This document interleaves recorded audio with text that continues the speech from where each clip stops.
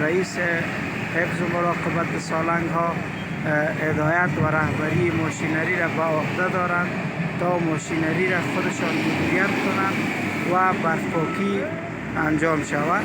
قابل ذکر است که کار برفپاکی امروز بر اساس پلان‌های حفظ مراقبتی تدوین شده ریاست عمومی سالنگ ها به پیش می رود و رهبری وزارت فواید عامه امارت اسلامی افغانستان مصمم به تطبیق برنامه‌های مراقبتی و انکشافی در شهرهای سالنگ ها در سال 1402 می باشند، یعنی سال مالی پیش رو.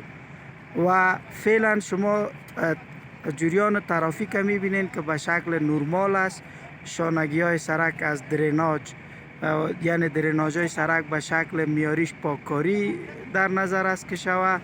یک بار دیگر تکرار میکنیم که رهبری وزارت فواید عامه امارت اسلامی افغانستان مصمم با آوردن تغییرات و تطبیق برنامه ها در شهرهای عمومی سالنگ است. از آنجایی که اهمیت اقتصادی و استراتژیکی این شهرها به همگان معلوم است، رهبری وزارت فواید عامه برنامه‌های جدیدی را روی دست دارد که با آمدن سال مالی جدید این برنامه‌ها در مرحله تطبیق قرار خواهد گرفت.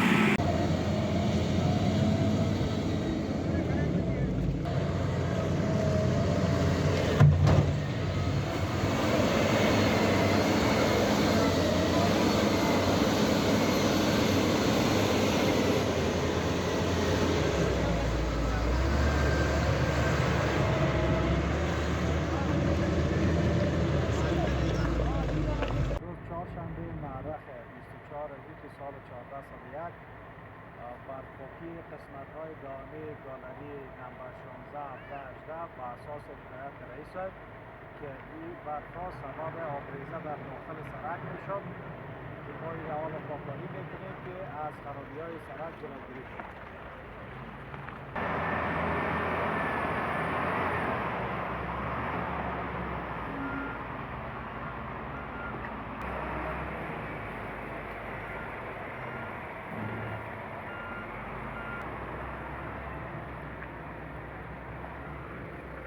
زال خیر استاده بره بخیر بره.